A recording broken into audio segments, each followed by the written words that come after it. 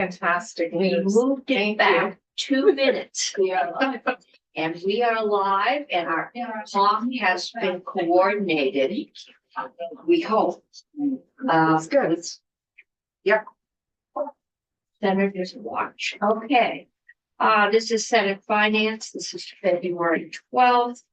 And we are going today to continue our investigation into foundation formulas, best practice. What do they look like? It's been a long time since Vermont did one, and ours was aimed at a minimal education. They've come a long way, and so we have with us Joel Moore and Chris Duncombe, and I've got Joel on first. I don't know if you two talked at all, but welcome to Senate Finance. We just ask you to introduce yourself for the record, tell us who you represent, and then the floor is yours. Great. Thank you so much, Madam Chair. My name is Joel Moore. I am the Director of State Relations with Education Commission of the States, as well as being ECS's liaison to the policymakers in Vermont. I'm always your go-to person with any education policy questions that y'all might have. Happy to get you to the right resources within ECS that will help you with your work. In case you're not familiar with ECS, I'm here with Chris Duncombe from our team. I want to briefly share about our history and some of our services that are available to you. We were created about 60 years ago through the Interstate Compact for Education as a national, nonpartisan, and non-advocacy education policy center, created with the purpose of helping the states exchange ideas and learn from one another's experience, with the idea that no one state is doing anything exactly right, but we can learn from one another and make better education policy for our students. We're unique from peer organizations in a couple of ways. We work across the entire education spectrum, from early learning through post-secondary and workforce, and also that we work with all education policymakers in a state, whether that's U.S. legislators, governor's offices, state departments, offices of higher ed and early ed, and anyone who touches education policy, really happy to help with. Again, nonpartisan and non-advocacy, so we won't tell you what's right for Vermont and y'all students. You know your state and families and needs and resources the best, but we can tell you what the other 49 states are looking like and what that looks like for them.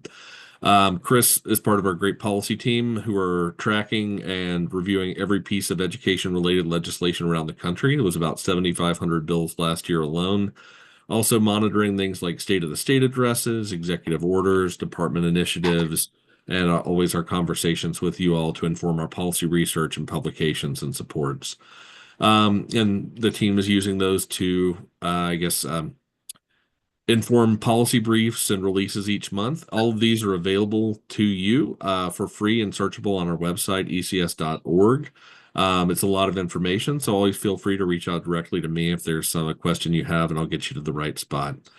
Our 50-state comparisons, which Chris will be basing his presentation on in a little bit, are one of our bread and butter resources where we'll take a policy topic and break it down into a number of data points and complete a full 50-state scan on each of those.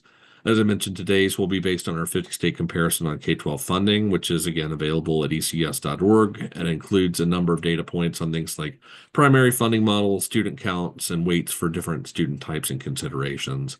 There are dozens of others of those on there, including things like construction funding, state accountability systems, school choice issues.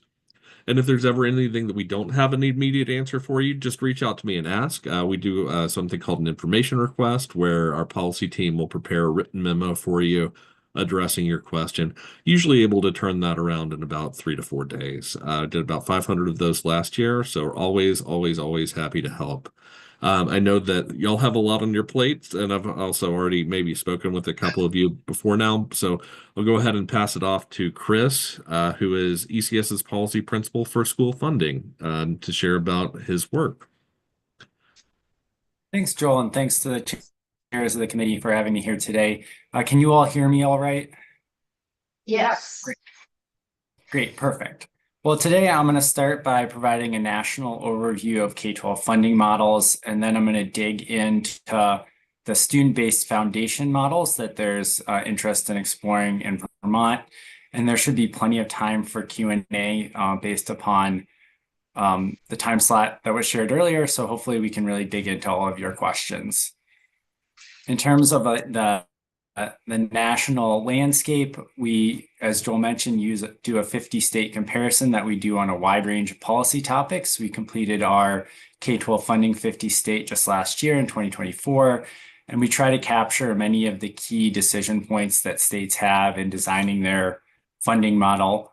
That includes the base dollar amount if the state guarantees a base dollar amount, how they count students for funding purposes. Hit the wrong button there, sorry. And then also how states provide additional resources for specific student populations in small and rural districts. And we have the entire database on our website, and we also have individual state profiles. So if there's another state that you want to focus on, hopefully that can be a resource from learning from other state approaches.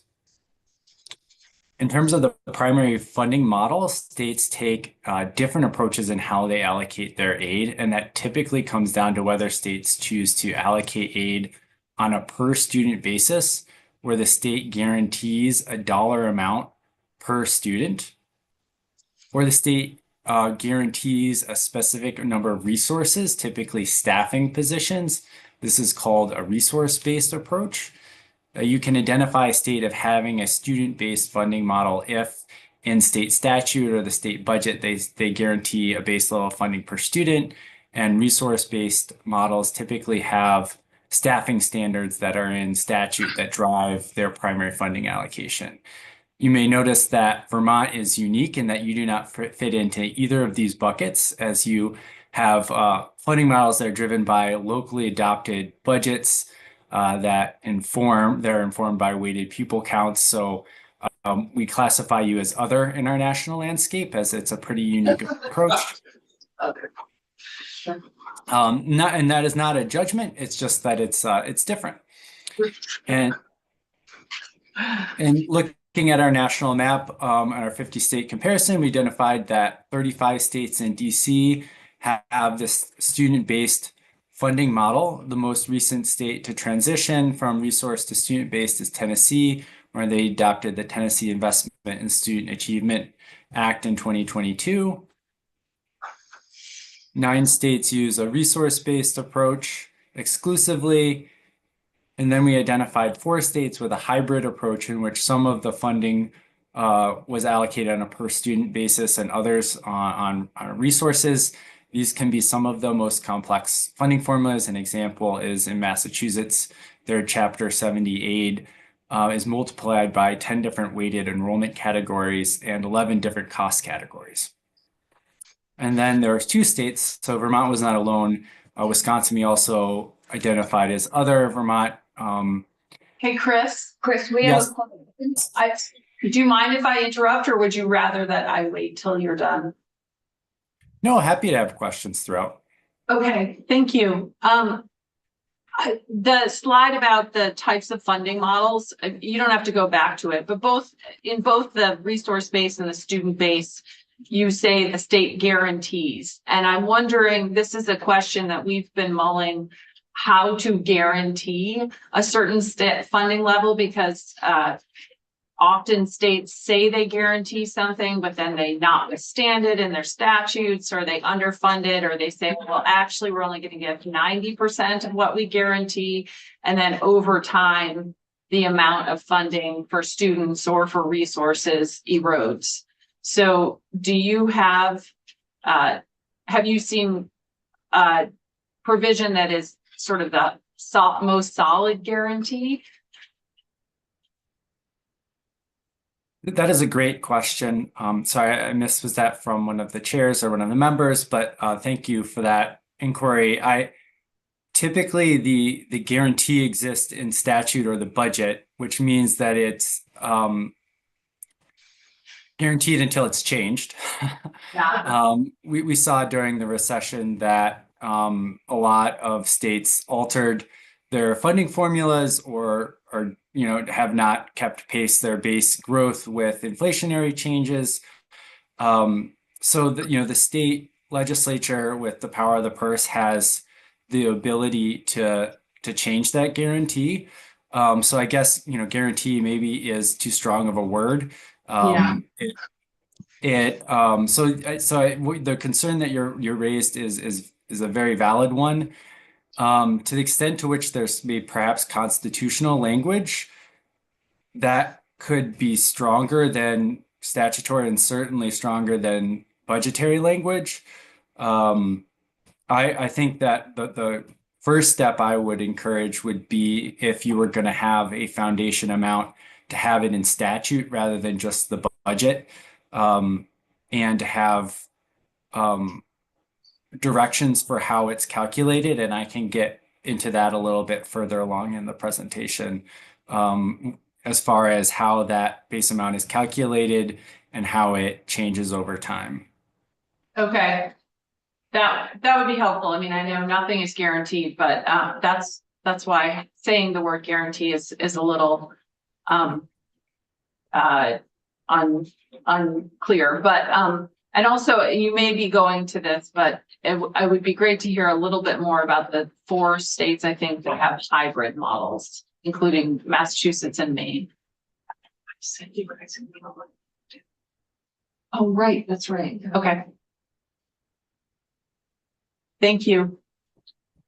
Great. So I can also provide follow-up resources on some of the hybrid models if that's helpful context as well. But we do have all of those state profiles on our website as well, with links to all the statutory language for their different funding strategies.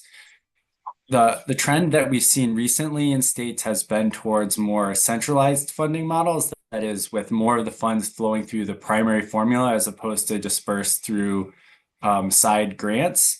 And for those states to have a student-based foundation, in the past 5 years, 5 states have made these changes. Nevada adopted the pupil-centered funding plan in 2019, where they consolidated more than 40 categorical grant programs that previously had allocated aid into one funding formula.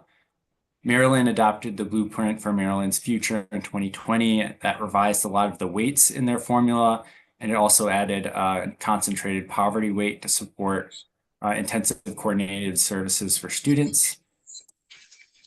I mentioned that Tennessee transitioned from a staffing-based formula to a student-based formula in 2022 with TISA. And then just this past year, Mississippi and Colorado adopted new funding models that shifted more of their funding into a revised student-based funding formula. So going into some of the nuts and bolts of the student-based models and best practices,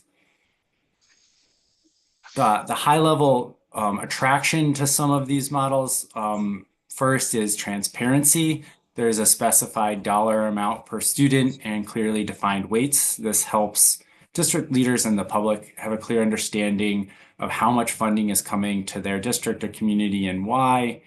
In terms of equity, it's easy to adjust funding amounts based on student differences using a weighted multiplier.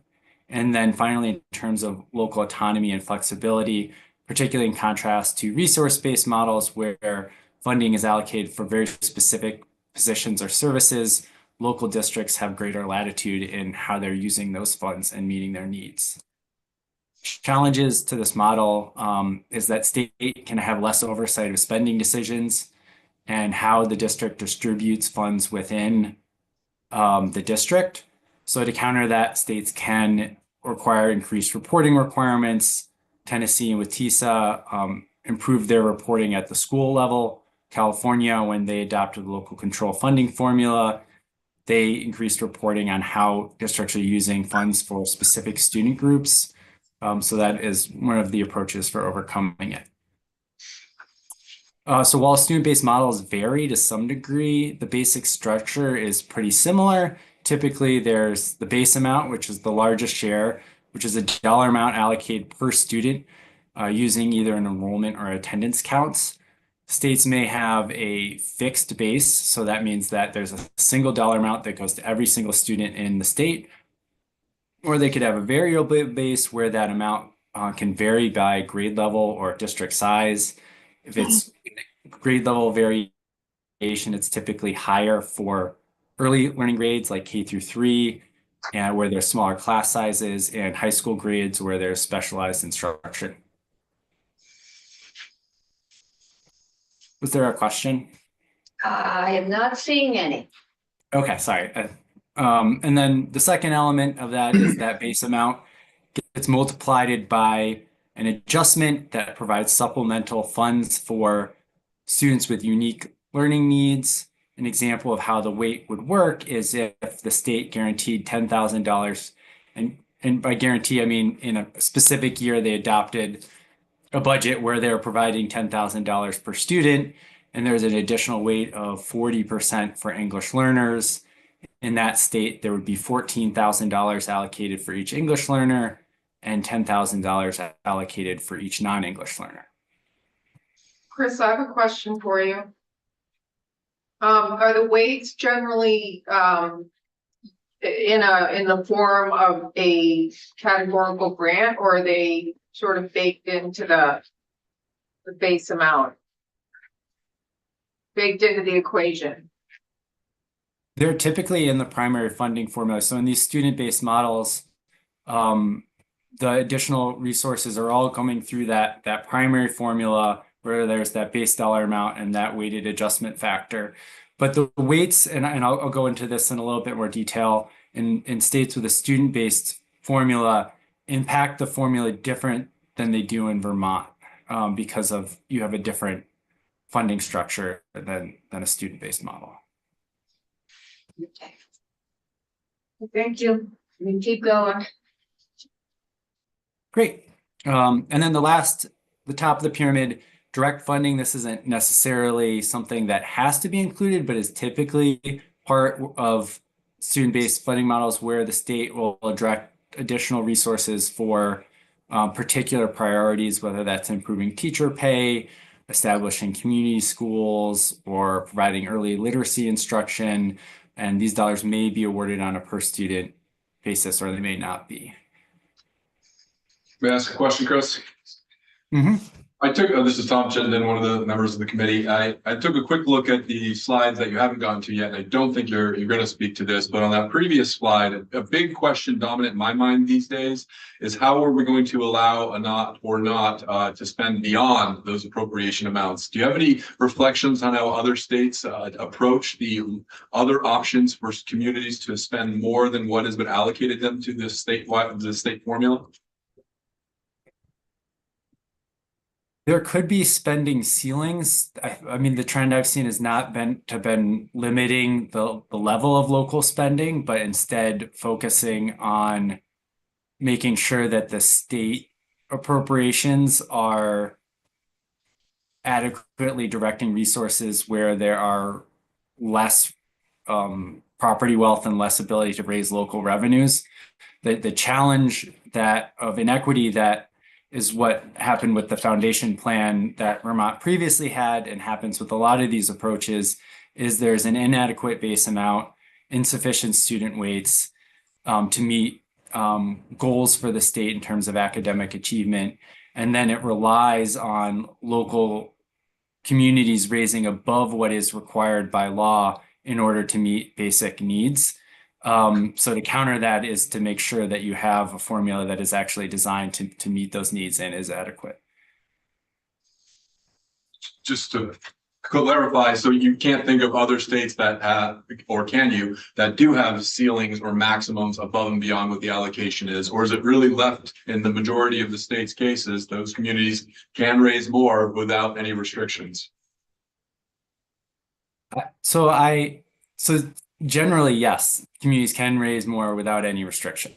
And that is what has led to large spending variation across districts throughout this country.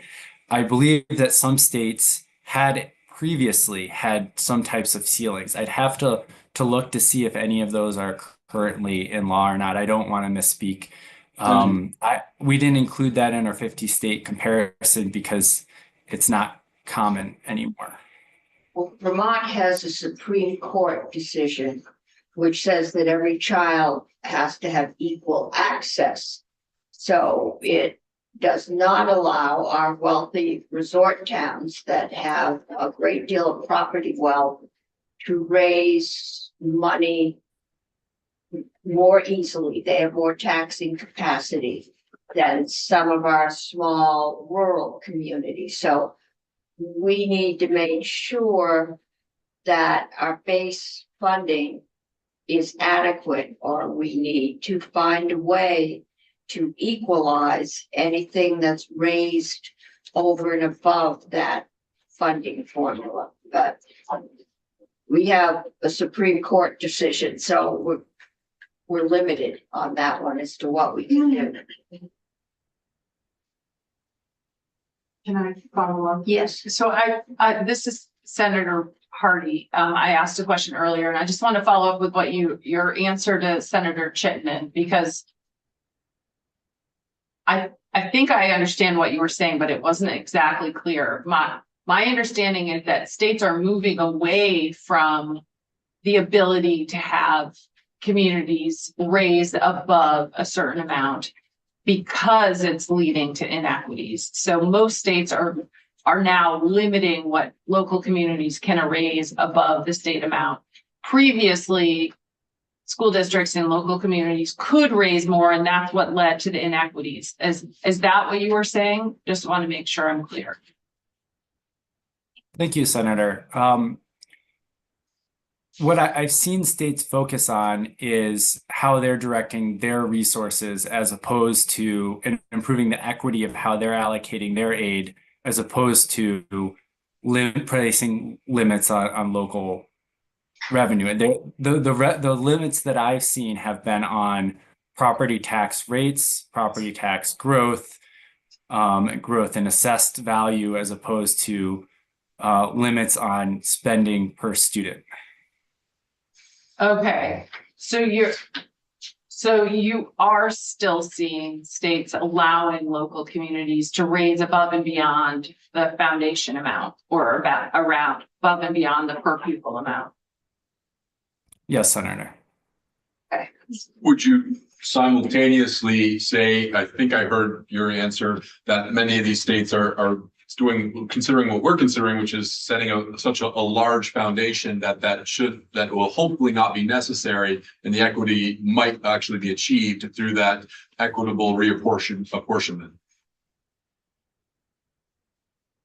Yes, that is the approach that I've seen, is states trying to ensure that they have an adequate foundation to meet desired achievement levels, and that they're measuring both the revenue capacity and the individual student needs more accurately to more equitably distribute resources, as opposed to limiting local revenue spending on K-12. Yeah, they're trying to take care of it with the foundation, but they're not always successful, or some communities don't think it's enough. okay, Very good, thank you. thank you. If we can keep going. Great. So to try to inform the development of an adequate base amount, which is, I think, what a lot of these discussion points have been getting at, rather than arbitrarily determining a dollar amount based upon available revenues in the state budget, states will have a research-informed base dollar amount that can come from a variety of different study methods. The first is a cost function study. So these are data-driven models that estimate the cost of students to achieve a common level of desired academic performance. They are quantitative models that are linking educational spending, student need, and district characteristics with outcomes data. Other states will use professional judgment panels, and these are estimates of resources needed to achieve state policy goals based on a series of expert panels. The panels often include educators, other types of practitioners, researchers, and others with specific relevant professional knowledge and expertise.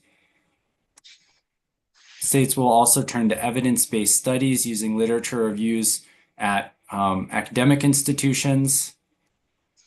or successful school models where they identify high-performing districts within the state to identify adequate funding levels.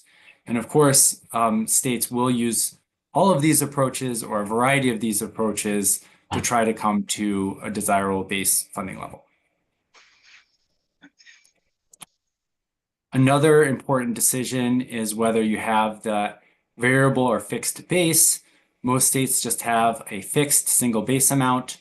The states that use the variable approach, it has the downstream impacts of providing that the weights get multiplied by a larger base. So it has impacts not just in terms of an increased base amount, but also increased weights. And then finally, some states will mandate inflationary growth. And I think this gets to concerns around the adequacy of funding over time, particularly in tough economic conditions. 15 states mandate that there's inflationary growth. The Consumer Price Index is the most common way for determining that growth. Some states build in flexibility, which can weaken the impact of this mandated growth by allowing discretionary decision to determine that inflationary amount. So in addition to the base dollar amount, the other big decision that you have in designing these types of approaches is on the weights, determining which student and district groups to provide additional resources. In our 50-state comparison, we identified that all 50 states and DC provide supplemental funds for students receiving special education services. This is outside of the federal IDEA funds. 48 states and DC provide supplemental funds for English learners. The 2 states, Mississippi and Montana, that don't. Mississippi's new formula does provide these funds, so going forward, it will just be Montana that doesn't provide those supplemental funds. 43 states and DC provide additional funds to support students from low-income backgrounds. And then the majority of states provide additional funding for gifted and talented and small and rural. And in Vermont, you have funding for special education and small districts and English learners through separate categorical grants. And then the weighted pupil counts factor in both English learners and students from low-income backgrounds.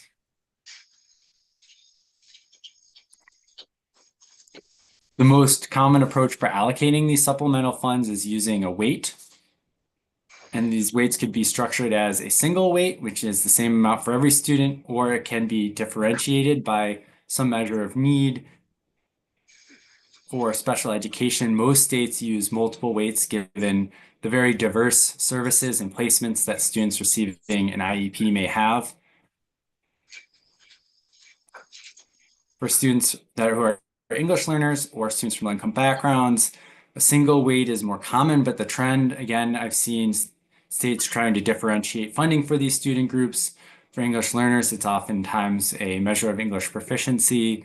For students from low-income backgrounds, it's frequently concentration based upon percentage for your reduced or direct certification, or however they do their low-income count. So I mentioned that Vermont has weights for ELs and students from low-income backgrounds, but I think it's important to note that your weights impact your formula differently. So rather than directing additional resources to schools based on the size of the weight, in Vermont, that weight influences the equalized pupil count that factors into the property tax rate.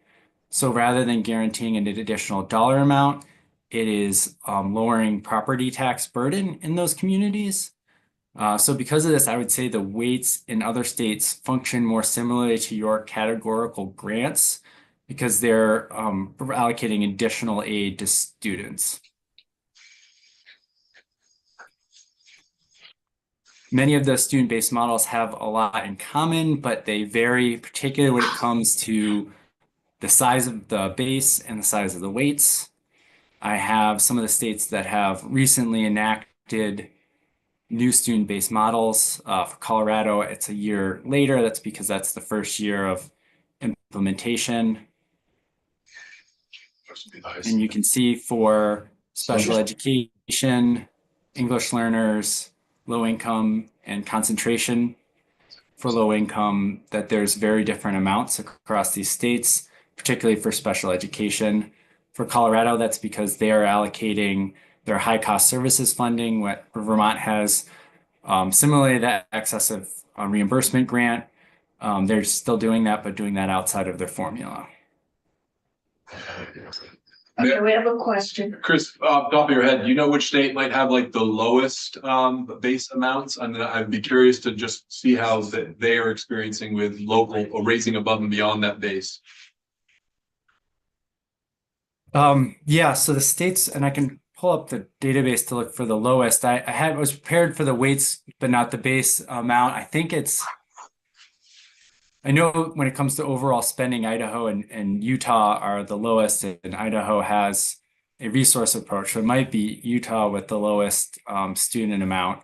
But states definitely take a different approach, whether they want to have a higher base and lower weights, or a lower base and higher weights, and how they determine which is more important in their allocation method.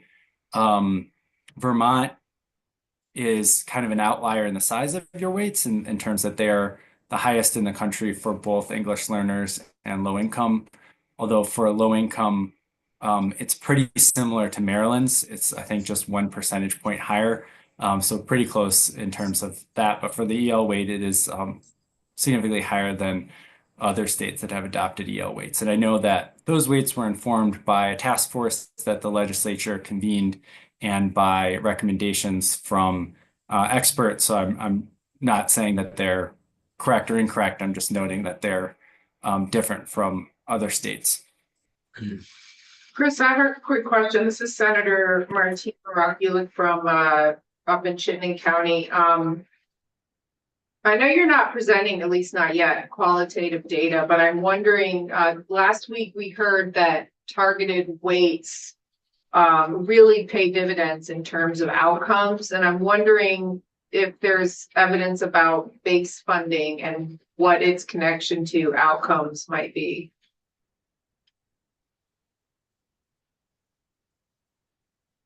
In terms of the relationship, well, thank you for that question. Relationship between spending and outcomes. Looking at funding models, it's more limited. Typically, it's looking at the level of funding. I know that in California transition to the local control funding formula, they have seen positive growth in terms of outcomes, but the most sizable impact from that growth was for the funds that were directed based on poverty concentration. And there's a few studies I can share and follow up that have looked at California's, but I think that gets to your point of the importance of having funding directed towards different student groups and making sure that those weights are set at a reasonable level. Okay, thank you. Okay. Keep going. Great, and this is my last slide. And I just wanted to show that when it comes to other types of groups or districts, it's a little bit more varied in terms of what states provide additional funding for. Some states will provide a sparse, some will provide a small, some will provide both. They are measuring two different things. For sparse, it is density of students within that the geographic area of the community or district. For small, it's just number in terms of enrollment. Typically, the additional costs that are associated with them are different. Sparse, it's additional transportation costs. For small, it's from lack of economies of scale and higher administrative costs. So some will provide both, some will provide one or the other. And then some states will have gifted and talented funding. And one of the more recent trends is states having a weight for career and technical education in their formula rather than allocating that separately. That last one, career and technical, the proposal that's on the table right now in Vermont does have a weight for career and technical, which I hadn't seen before. So you said it's sort of a more recent trend. Can you talk a little bit about what they are including in that calculation of that weight? Or if this, it sounds like it's not a direct, this is a direct funding allocation, not actually a weight. So in the Mississippi student funding formula, they have that additional 10% that is coming from the cost for the salaries for the current technical positions and the technology requirements. I think that those what went into that calculation for that additional 10%. I know some other states have that career and technical adjustment. I think Florida is one of them. If you're looking at specific weights for career and technical education, I can grab that. Unfortunately, that because it's a newer element isn't part of their 50 states, so I don't have 50 state info at my fingertips, but I'm happy to grab how other states have additional weights for those services. Yeah, that would be good to hear a little bit more about that. It's a new concept here in terms of funding it through a weight.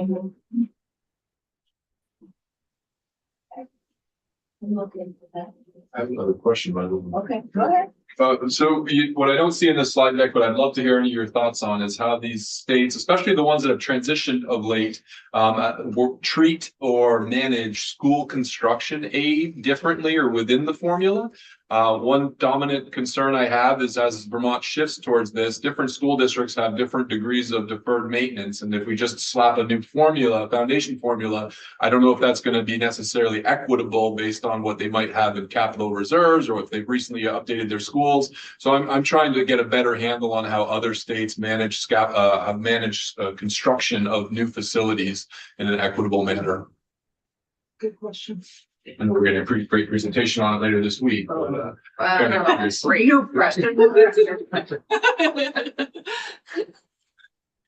We do have a 50-state comparison on school construction funding. Most commonly, it's through a direct appropriation through a grant that is outside of the funding formula for school facility construction needs. So it is not related to the student-based funding model. Many states that design their construction direct appropriation will take in measures of wealth and revenue capacity that can be similar to how they're doing their cost share within their funding formula. So that is one approach that you can do if you're looking at how Vermont is going to potentially allocate construction funds. In addition to providing direct appropriations to districts to support construction costs, states can also play a financing role by either offering low or no interest loans to districts that have eligible projects, or also guaranteeing those loans so that they can get lower interest rates, or issuing debt on behalf of the district through either the state or quasi-governmental entity like an authority that they've created and established. So there are a variety of different ways that states can support construction funding, but it's typically done outside of their primary funding model for operation side.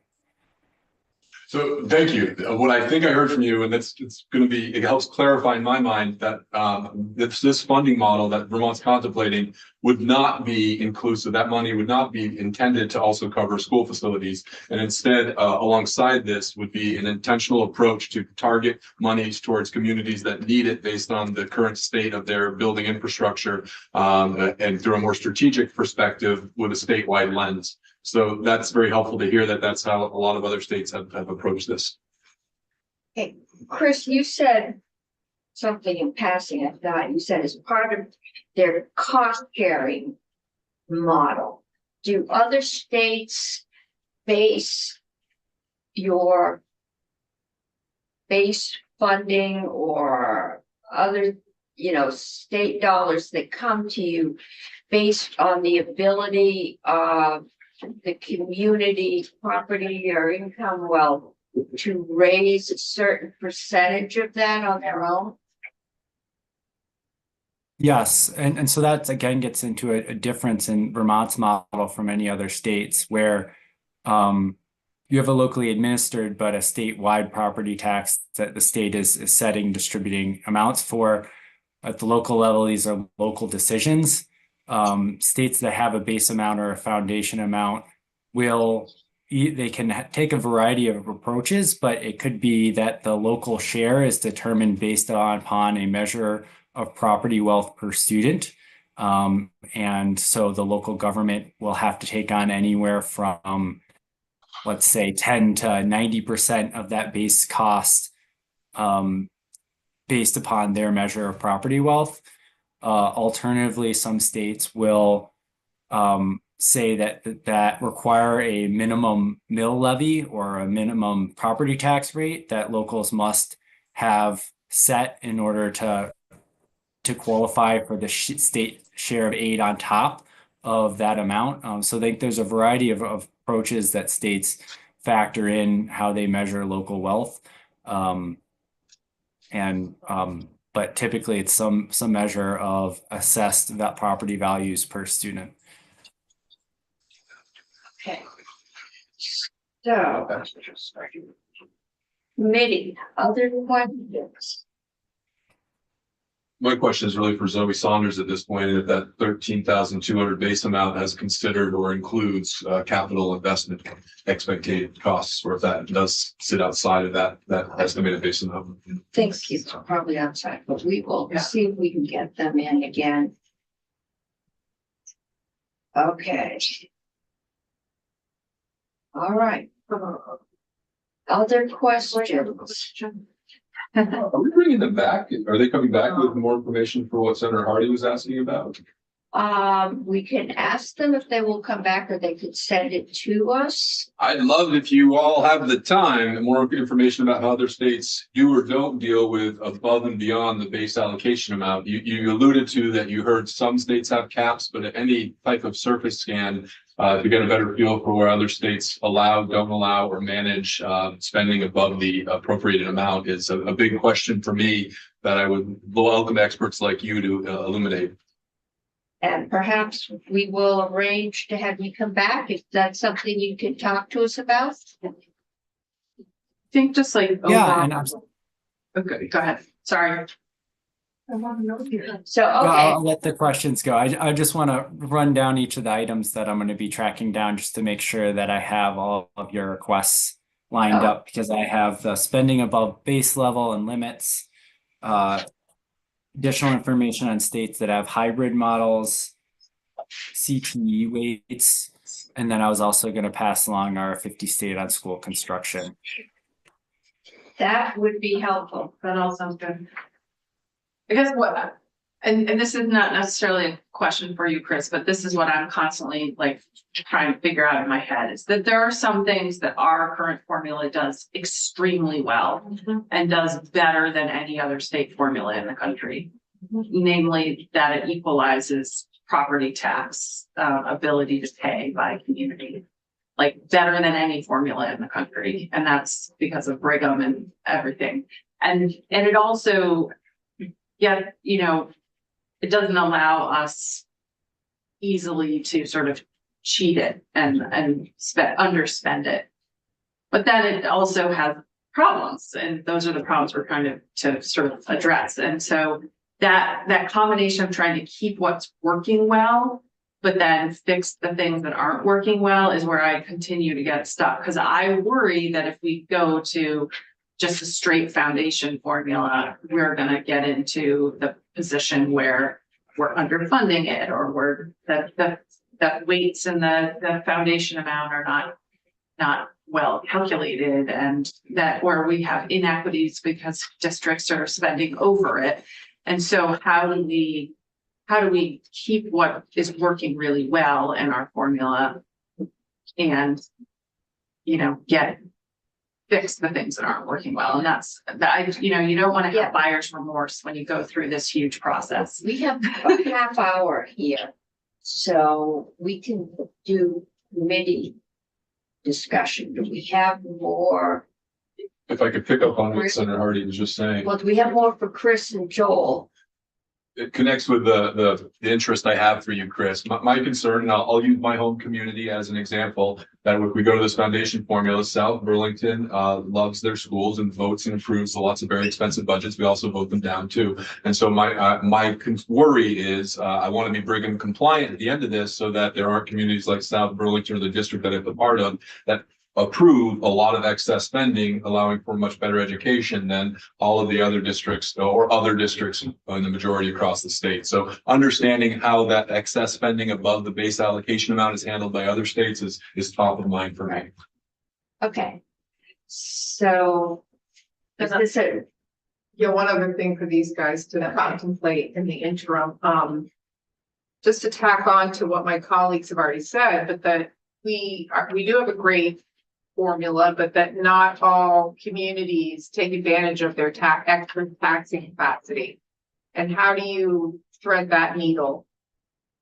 Because it doesn't necessarily, if you're not using that taxing capacity to educate your vulnerable students, then what's the point, kind of thing. So anyway, you can think about that. yeah, because I think the new proposals were not doing taxing capacity. You're going to get cash. Cash on Drive hand. a truck. It's gonna be filled with And it will be more like a categorical grant, which we talked about last week. It's there. Right, And it will be based on a statewide, Right. not a local property tax. I know. That is my understanding of what we are talking about. I agree with you, and I get that, and I'm also wondering, just in my internal musings, is the best scenario to keep what we have, but change from, taxing capacity to, maybe what category grants, which I never thought I would say, but I said it now. Sorry.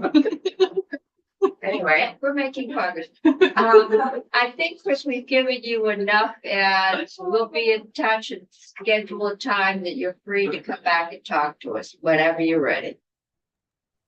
Great. Well, thank the chairs for having me. And I want to reiterate as you're going through this process that I didn't come here today to try to advocate for the state to transition towards or not to transition towards a student-based foundation, just to provide information on how states that are taking that approach are structuring it.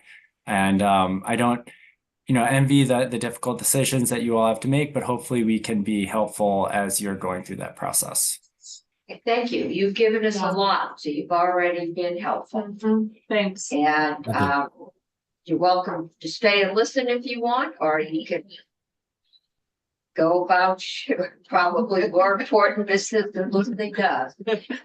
Okay. Well, I will get over to you all right now. I'll go ahead and get over the 50-state comparison on school facilities construction, and also a memo that Chris prepared recently, I think for maybe the House Education Committee on school construction funding, that shares some sort of the national landscape and a couple of state case studies that were of interest to them. So I'll share that right now. Okay, Thank you both. Great. Thanks, y'all. All right. So, to start out with, I believe I saw when we were at the pavilion last week, getting our presentation on the proposal, that the base that they are starting out with is 13,200, which puts us significantly higher than others. Those are probably not the highest. It will be interesting to see what we can find out about hybrids. And I think starting out, we knew we had to have some form of guarantee so that schools could feel confident. Again, with the variation that you can't find future legislatures. But that there would be, as there was with Act 60, a funding guarantee with an inflator. It sounds like many states do that.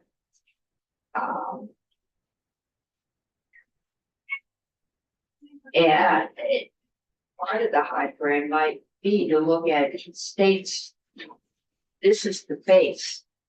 But what you get, you may get only 50% of the base if you have high property wealth per student.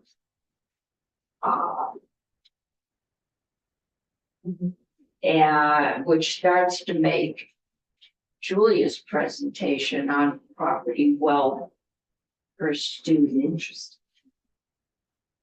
fit into all of this. And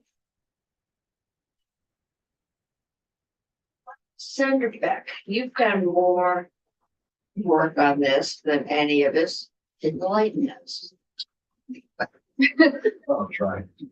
I have thought for a long time and we're then, and going back to 2018 when the bill got out of the House that ultimately action was taken over here, is that what we should have is a foundation, and I was never smart enough to say what that amount should be, but that what should be on top of that, if a district had decided to spend more, was our existing statewide education fund on top of that. And at the same time, we should do property tax credit reform. Because if we don't do property tax credit reform with our existing system, Vermonters will not understand how that works. And that's kind of what I thought is statewide on top of a foundation. Could you elaborate what you mean by statewide on top? Well, just, I mean, I think we're all familiar with our existing funding formula. So if a district decided to spend beyond their foundation amount, then they would, they could do that. And the tax rate for that spending decision would be determined using a yield mechanism, just like Would be equalized. that's right. You would equalize it. I mean, there are other ways to equalize other than using a yield, but you would equalize it. The more you spend, the more additional you get, but it would continue this Brigham, which is the legislature's interpretation of Brigham, which is the same rate for the same spending decision on a pupil basis. So you would keep that, that mechanism intact. And then you reform the property tax credits, maybe according, to what Jake had, so that there's no property yield, income yield. There's a big confusion about how the bills are actually generated. Can I ask a question? Yeah. So talk to me a little bit more about the spending over the amount, so let's say hypothetically, we have the 5 districts and Okay. one of the 5 districts says, hey, we want to spend more money for whatever reason. How does that equal? How do you equalize that across the state? Well, what you would have is you'd have any number of those 1 or 5 districts of 1, 2, 3, or 4, just like we do now, which is that the tax would look at that, or Julia would look at that and say, okay, you guys want us, you want to raise $10 million more dollars. And these are the districts that want to raise it in what quantities, and these are what those districts grand lists are. And then they set a yield, and that yield creates the tax rates required in all of the different districts so that the $10 million is raised, just like it is now. So, but okay, so say it's district. I can't remember what the names of the districts are, but the Windham district down, one of them.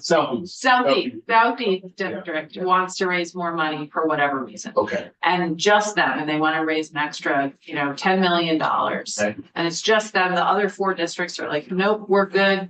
We're fine with our base amount and plus the weights. So what you're saying is that the amount of the extra spending would be equalized among the districts in the southeast region, In that scenario, yes. not among all of the districts. That's right. All So, five districts. so none of us in this room, none of us are from that part of the state. That's right. None of our districts would have to pay more, towns would have to pay more, That's just right. the ones there. The only So- grand list that would be used would be the grand list from the district. From the southeast region. So I guess my concern with that, and I understand the mechanism to Yeah, do that, yeah. like, and I get the math that to do that, or general, not the specific math, but the general math. But my concern with doing that is then we're back to the scenario where some parts of the state are spending more than other parts of the state per pupil. And maybe there's a reason, because maybe it's for school construction. Maybe we allow them to do it for school construction. Maybe we allow them to do it for special purposes, but just saying, I think we can pass this extra spending because our voters are gonna pass it. And we want to spend more. That's one of the problems with our system right now, is that we have districts that always pass their budgets and always will spend more because they have communities that will do it. And then we have other communities that won't. And so I don't see that as an improvement. Well, it's fundamentally different because what happens right now is what is commonly, experienced across the state as this massive disconnect between what a district spends and what a district pays. The phenomena where we held the line, other districts made very different decisions and our rate went up, even though we didn't spend the money. Okay. That dynamic, that problem in the education fund, in our statewide education fund, is fixed by having a foundation underneath it. It brings the yield down so that the district that makes the spending decision is going to feel a much more direct connection than they do now. Yeah, I get that. I mean, and that is a benefit of the potential new system. But what it doesn't address the concern that I just raised, which is that some districts would be spending more because their voters have said yes, whereas other districts would not be. Potentially because their voters said no, or potentially because they're. Yeah, I mean, the only way to Worried that solve it voters are gonna- is to cap them.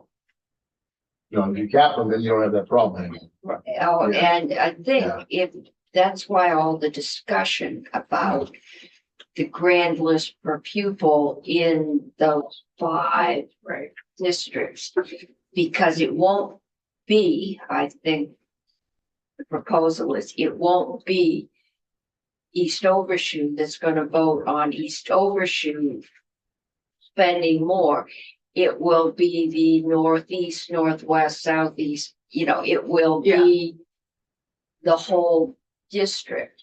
So you will have to get the towns with property wealth and towns without property wealth to agree. Right, and then it becomes intra-district spending and equalization becomes even more important, especially if we have these ginormous districts that are proposed.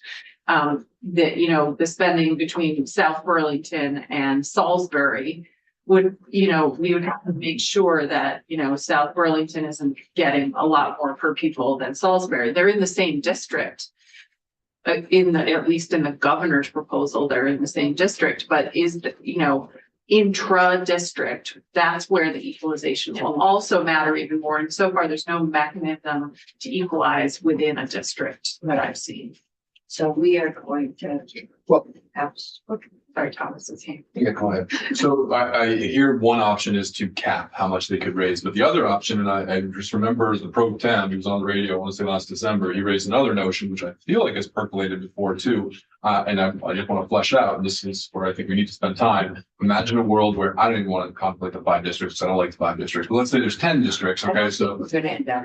So let's say there's 10 districts and one district wants to raise an extra $10 million. If they had to do a 1-for-1, where if you want $10 million for your district, you actually have to raise $20 million in that 1-for-1, then that other $10 million goes out to the other 9 districts. as an equalization ratios that you're gonna raise more money to spend more money, that's gonna actually benefit the rest of the communities with lower tax rates. Would that be a mechanism that has percolated before? Local options. I was just gonna say equalize the property value in the districts. So you cost the same amount of money to raise the same amount of money, because if you're a very wealthy district, your tax rate isn't gonna be as high, but if you equalize the grand list, then it'll cost the same to raise it. So you take, this is the average property wealth and you assign that to every town. Then it should cost every Yeah. town Like if you have this. our district would be in that five. Ginormous money. And Randy, We're outnumbered here, Andy. I think that's definitely the outlier. But 20% or 50% of the wealth of the state is in that. right, so it'd be much easier for our One district to raise money because our grand list value is so Just high. gotta be able to take stuff from. Yeah. and put Can it I up. respond to what Thomas was saying? Because I think that sort of concept that you brought up has been in other states found to be unconstitutional. And here in Vermont, I don't think that was what the Brigham decision, that came up in the Brigham decision. And our statewide formula sort of does that, doesn't do it directly, but it's sort of, because it pools money and then sends it back out, does it more indirectly. But I think it was California, I can't remember there have been several states that have had that concept where, like, in the wealthier communities, they have to raise more and give it to the poorer communities, and it's been found to be unconstitutional. So It's a it's spending threshold. it depends on the court's interpretations, and so there could be problems with it. They'll come in and explain to you the between their property wealth. And they used to have a 28, Warren had a 28% property tax. And was it standard was $3.28. That was the variation that caused grief. So we take probably $1 out of Stowe, put it into the Shark Tank was the term when it started. Swish it around. There's an algorithm somewhere that's beyond my math skills, and it gets redistributed to everybody else on an equalized basis. Julia may be able to explain that, Yeah. but we equalize the amount of money that a penny on the tax rate generates is the same in every town. What we've been told since we did Act 46 was that we were in danger of another equity suit, because if you live in a very poor town where the income is poor, that it is a lot easier for people where the income is high to pay an extra penny than it is in the towns that are poor. And thus we have towns where we give them more money for English language or poverty. We give them taxing capacity and they don't take advantage of that. So their kids are not, which is the inequity we're trying to solve at this point. How do you make sure we're going to give you actual cash? And I'm assuming there will be strings on the actual cash that says you have to demonstrate to us that you provided Mhm. X, Y, and Z, and that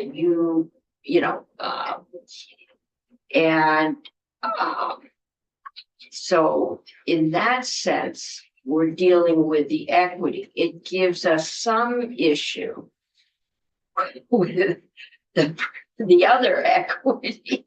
bring them equity. No, I think it's it's really just a decision point. Yeah. You know, right now, we're in a system that provides rate equity. That's what happens, right? And that's just the decision the legislature made back in 1997 or whatever it was. That's how they were gonna establish equity. 97. They could have, we could, establish dollar equity.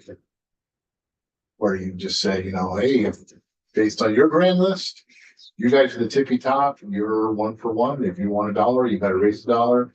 These people over here, if you wanna raise $1, we're only gonna expect you to raise 65 cents because of your grand list, and the state's gonna give you the extra to make equity on a dollar basis. Mhm. I mean, that's just a decision point. We can do it either way. Just right now, we have rate equity. It's just described instead of dollar equity. So how do we where do we raise the extra money to pay them? The extra, Well, it's a good question. I mean, you know, if you do it that way, you have to budget for it, you'd have, which is, it's kind of an unknown. You know, especially if you use the sales tax revenue. I mean, I think I think that's I like how you laid that out, but I also think what we have is equity on one side of the equation, but not equity on the other side of the equation, which is what the distinction I was trying to make. We have equity for taxpayers, but we don't have equity for students. right. And that's, Right. for me, that's a prime problem I want to fix. Okay. Is how do we maintain the equity for taxpayers?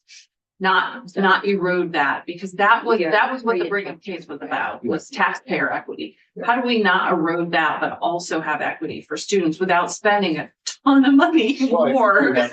you have a foundation with an on top that is equalized.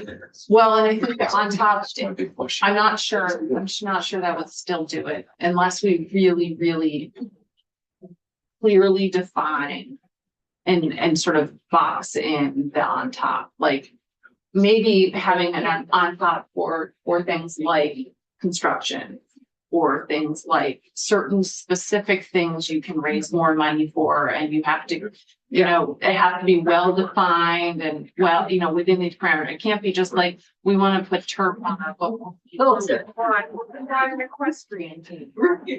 That's exactly how, you know, it's a great model. I know you think that's how Rhode Island does their school construction. They say, listen, you know, they help you define the project, cost out the project, but then in the end, when it comes to financing, they say, okay, and I think Chris actually referenced it here. Yeah. They say, hey, based on, you know, whatever metrics they want, which is, you know, the grand list and, you know, okay, if you decide to do this approved project, the state's coming in for 30%. Your district are in a different situation. We're coming in for 50%. Mhm. And that's how they equalize it. That's what they're Yeah, doing. But they're doing a dollar, they're doing dollar equity Mhm. instead of rate equity. Mhm. We have that in our But plan. specifically for, sorry, This is Rhode Island, that's construction. the school capital. Priority Yeah. scale. Yeah. Priority scale. Yeah, and I think I have been told with good authority that we are not doing any PCB testing or remediation until we just what we're doing with schools, which is probably a good idea. Yes. But for the But rate, we are going to have to do, rather than doing remediation, I think if we're gonna actually save any money, we're going to have to build something, Yeah. I really welcome Secretary Saunders to explain that on top piece as to what they're envisioning. And so if they could offer that clarity. If they don't have it, then that's what we need to work on. Put Well, that down for next. So I would just say at this point, Above basement. I think what would be more helpful is if we define. it. Sure. And be like, hey, you know, if we're gonna do this, let's us just take the reins and do it, because they've explained a lot. We can say, they've never explained how they think that's gonna work, except for that it's gonna be equalized potentially, but I'm not disagreeing. yeah, I mean, I just feel like we just don't have time to continually go back. that and bill's already been drafted. Yeah, and we will. Yeah, and we can look at the bill, Yeah, but we like. will have continually- whoever from the Department of Education come in and explain their proposal. Is it in the house? Then Those, we will In this accept, video. reject, or, Oh, The on topics. the whole thing. Then let's walk through that. Good. yeah. there is a bill been It was? introduced? So this is what you proposed last Yeah, night. this is what was proposed last year, that literally what was in 24 hours of going out, it was gonna leave the House Ways and Means 1200. Oh, And then it shut it down, and then it made its way down here, and we didn't pull the trigger, but. what bill are we talking about? I don't think we ever saw it, so. No, we did not. Oh, yeah, you did. I think maybe it came like the I'll last find it. day. It may have come like that last. I think night. Randy killed it, yeah. Yeah, He does. I think the last week in He's about not 30 here, minutes, so let's- I would Yeah. welcome a deeper dive in it if that's. But wait, Scott, is the, or. but they are Senator, is sending the- us an altered The version. bill this year. They has are that been drafted? Working. They don't have on the little daily things like one? Yeah. telecom plans Yeah, they can deal with. It's not, I don't think it's final. And it's gonna be introduced in the house, or are you introducing? It's gonna be increased, starting. Yeah. Yeah, it's a revenue bill, so it will start in the house. And we really need to do something about healthcare costs, because we're never gonna. That's your morning committee. No, we are responsible You're for health corrected. insurance in here. And if we can't get a handle on the cost of health insurance, it is going to be really hard Let's do that. to get a handle on. I know more, since I've at least know where to go in controlling education costs. Healthcare costs is. I thought you all were working on a bill in the morning. That's what I. We are, But it's not immediate. No, it's another immediate. study and Well- it's, yeah, but it's not going to have, things have got to align with other plans and. Oh, is there alignment involved? Oh, yeah. Yeah, alacrity. An alacrity, okay. Yeah, But yeah, and so. we need the it's- political will to. Yeah, that was told to us this morning by. She's in a forensic accountant. She Wow, has she was healthcare in accounting. Ooh, who was it? You would Oh. enjoy it. She's Kate, something, Kate. Kate. It's not North. Anyway, we can get it. Okay. All right, in all my free time, I'll listen to you. Or just look at her slide. But to your We are point, subsidizing New York. to your point though, none of this plan that we've seen actually targets cost drivers. No, Yeah, that's exactly. Which is Yeah. really it's important. going to cut personnel, which will cut one of them. Okay, But right now, all they've talked about is superintendents and getting bigger superintendencies. They haven't talked about districts or schools or larger class sizes that would allow a teacher to teach more than 5 children. Well, I think that they have mentioned that in their sort of standards is what they Yeah. want to do, but I think the point was made yesterday in our hearing in the other room. That school districts already in their budgets are reducing staff. Yes. And, you know, they are doing a lot of the hard work that that school boards always do. And,